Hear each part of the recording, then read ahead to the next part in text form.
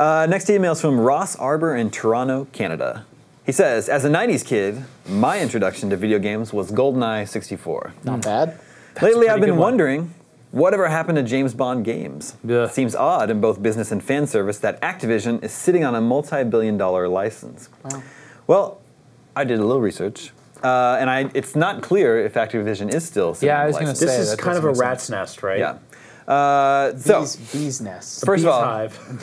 yeah. Bees hole. Rat's hive. Before we get to James Bond Ew. games today, let's take a quick look back. This is a brief history of James Bond video games. Okay. Does anyone know when and what the first James Bond I video know what it game was. James Pond Jr. I was I going was to make going to that say joke. that too. Yeah. Damn it, Nintendo. we're old. That was not the first one. Okay. No. Prove it. He was a fish. In 1982, Wow. there was a game the game is called Shaken Not Stirred. It's for the ZX Spectrum. I It was like only that. released in the UK. Okay. The bartending game? Well, you're James Bond with his martinis. Is it, That's how you is drink it a martinis. knockoff? No, I think it's officially licensed. And then in '83, James Bond 007 came to 2600, ColecoVision, Commodore 64, all those games. Wait, that was the jump? Yeah. What do you mean jump? Oh, I see what you're saying. There is a game called James Bond. Yeah. And that was loosely based on the movies Diamonds Are Forever, Spy Who Loved Me, Moonraker, and For Your Eyes Only. On Atari? Very loosely Yeah. based. In 1985, there were two games based on A View to a Kill. One was an action game, and one was a text adventure. They were both for the computers I at the thought time. that text adventure might be neat. In '86, there was a Goldfinger cool. text adventure released, and the box art for that is amazing. Oh, man. Look that up. I yeah. bet Jared's played them all. Yeah. In 1987, there was a game based on Living Daylights. It was a platforming shooter game for computers. In '88, Live and Let Die was a racing game for computers. In '89, License to Kill was a top-down, vertical-scrolling action shoot-'em-up for computers. At the time, Computer Gaming World said it had a license to bore. Oh, sick burn. In 1990, there was The Spy Who Loved Me. It was a top-down shooter for don't need a computers license to and the Master System, which we were just talking I about. suppose Spy Hunter was kind of, and it was kind of a knockoff of 007, Yeah, right? totally. Yeah, for Elevator they had the Action James Gunn too, theme right? in there. Yeah, Elevator Action too. Spy versus In Spy. '91, there was James Bond Jr. for NES and Super NES, which is That was based like- on a cartoon series. Was Yeah. that his supposed to be his son or him when I he mean, was I guess so. a young boy? Yeah, I don't know. That's a I don't good know the lore. Brian's asking the important questions. Yeah, sorry, hard-hitting journalism here. In 1993, there one was James Bond: The Duel for Genesis, Master System, and Game Gear. That was the That first. sounds cool. That was the first James Bond game with an original story that wasn't based on the movies or the books. Sure. Then you have a big jump from '93 to '97, which is GoldenEye. Yeah. On 64. '98, there was James Bond 007 again for Game Boy, and then 1999, the license went to EA. So they put out Tomorrow Never Dies on the PSX, which is a third-person stealth shooter. They put out a few okay ones. I remember the EA, Game Boy one, too. EA put out James Bond games every single year for the next several years. Yeah. 2000 was The World Is Not Enough, N64, PSX, Game Boy Color. 2000, also that same year, 007 Racing was on PSX. Cool. Oh, goodness. Oh, that was gracious. weird. Wait, Yeah. were any of those like shooters that were meant to be kind of a follow-up for GoldenEye? No. They didn't really ditch them the that EA way or ones anything? kind I mean, none of them were They made by Rare. EA's Yeah. were several FPS games, but they didn't seem to be trading on. Like, I just the remember, GoldenEye. I just was trying to think, like, I missed those. So, like, at the time, were those pitched as, like, hey, remember GoldenEye? Here's the I next. mean, I'm Yeah. sure series. Perfect Dark was. you That know. absolutely, Yeah. it was. Yeah. 2001 was Agent Under Fire. 2002 Oh, yeah, was I remember that. Nightfire. So, like, Nightfire is the one that I had. that's when you And had. it was that was fine. It You're was in the like a- PS2, Xbox, GameCube era. They at were that totally point. like these competent but forgettable. EA did all the Lord of the Rings games too, where it's like, yeah, these are fine. Yeah. I think I remember one of the things I hated about Nightfire was that there were multiple times where James Bond couldn't go over like a short fence. Yeah. Yeah. And I'm like, you're an international spy. Yeah. All these games, Climb, like, climb like- over the wall. with the Murdered 50 exception, dudes to get here. Yeah. with the exception of GoldenEye, all these games, their reviews are like from 6 to Yeah. 6 to high 7. Well, I was Like, gonna that's say, what like, they all got. It's like you read a lot of. I mean, it's like when a director gets a movie license or a developer gets a classic game franchise. They're like probably sitting there being like, we don't want to let the fans down. But Rare was probably like, what could we possibly do? That's there's no Yeah. legacy here. You know. That's true.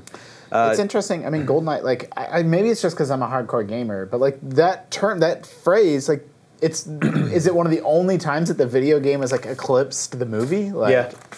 Oh, totally. Yeah, that's weird, huh? Yeah. Yeah. Yeah, that's probably true. What about the Chronicles of Riddick? Maybe Riddick. Yeah, maybe. I mean, the game's certainly better than the movie. Witcher.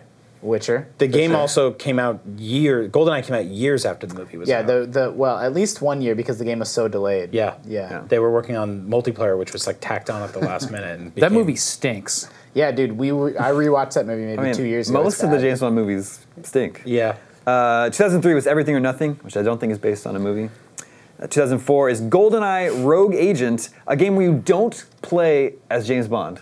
Yeah, don't. You're just like another like MI6 agent. Oh, wait a minute. Was that for the Wii? No, that was PS2, Xbox, GameCube, and DS. So were there? We got a remake later. Did they? Okay. Oh, so there were 3 games with the word I mean, GoldenEye. Yes. So there's the remake, which Yeah. we'll get to. Got Yeah. it. The remake, but with we'll get. I had the DS version of Rogue Agent. It's a very bad Yeah. game.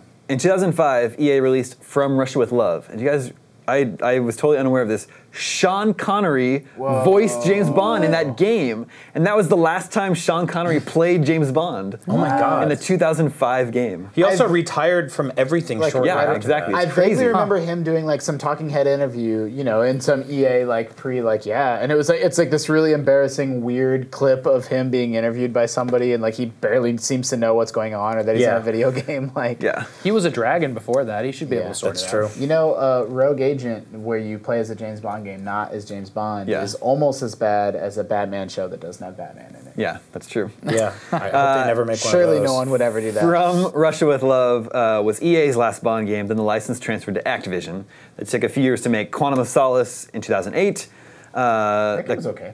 Yeah, I think it was based on both Casino Royale and Quantum of Solace. It was like a Uncharted knockoff. yeah. Oh, yeah. Then in 2010 was the GoldenEye remake, which first was a Wii exclusive. Yep. Yeah. Had then- a golden Wii Pro controller. Yeah, but I don't Classic think controller, I don't think yeah. it sold very well, so they brought it GoldenEye remastered to 360 and PS3. What an insane world that we have a remake of GoldenEye the video game, not GoldenEye the movie, that retells the story of GoldenEye the movie, but it put Daniel Craig in They it. replaced Pierce Brosnan with Daniel Craig. That's so weird. Yeah. And it is, I think, if I remember right, it is Daniel Craig. It's his Yeah. likeness and his voice. So I remember How do you get someone to agree to that? The marketing around the GoldenEye remake was super weird. Yeah. First of all, like they went very hardcore nostalgia for all the N64 kids who grew Yeah. up with it.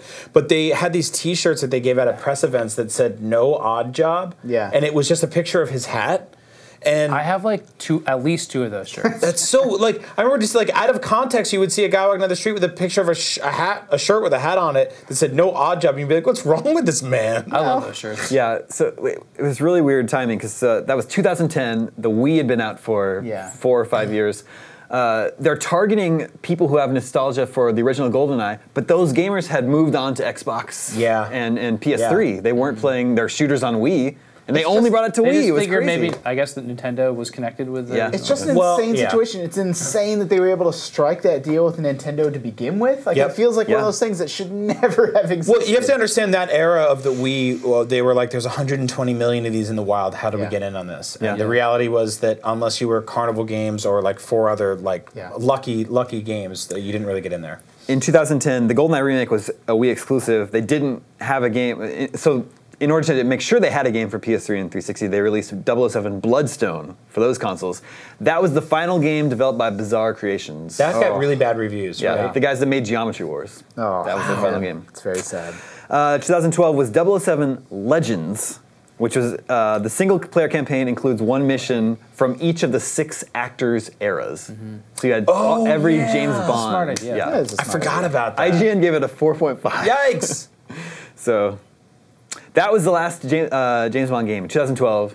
It is unclear who owns the license now. I'm not sure if Activision still has it. It's, I remember reading not. it was like I don't know why they'd sit on it for 5 years. Sony had like the licensed movie distribution stuff and home release, but the game license is in different hands. And then like there's a parent studio that owns it, and then some people own like the character, but not the universe and all this other nonsense. Dude, it's Like, always insane. Like corporate America is insane. Where like Yeah. different companies for a long time had the rights to make games based off the Lord of the Rings books, Yep. and then games The based off the movies, Lord of the yeah. Rings movies. So That there was- was Which one was Shadow of Mordor? books? Well, that's after all of this. yeah. This is like way back when the movies were big. Remember there was like a Hobbit. There was a Hobbit game, but it had to be really careful. yeah, like its on Shire Xbox. I couldn't remember look that. like the actual Shire. I mean, from Shadow of the Mordor movies. too, right? That looks cool. I don't think Shadow. I think you're right. I think that was- Shadow of Mordor only has No, the no, book because- license. No, I think it's the movies because like It does the look like opposite? the yeah, they have the characters. Gollum and that's like a sound-alike Right. actor. Right. Yeah, maybe you're right, but there's something And the weird orcs there. look like.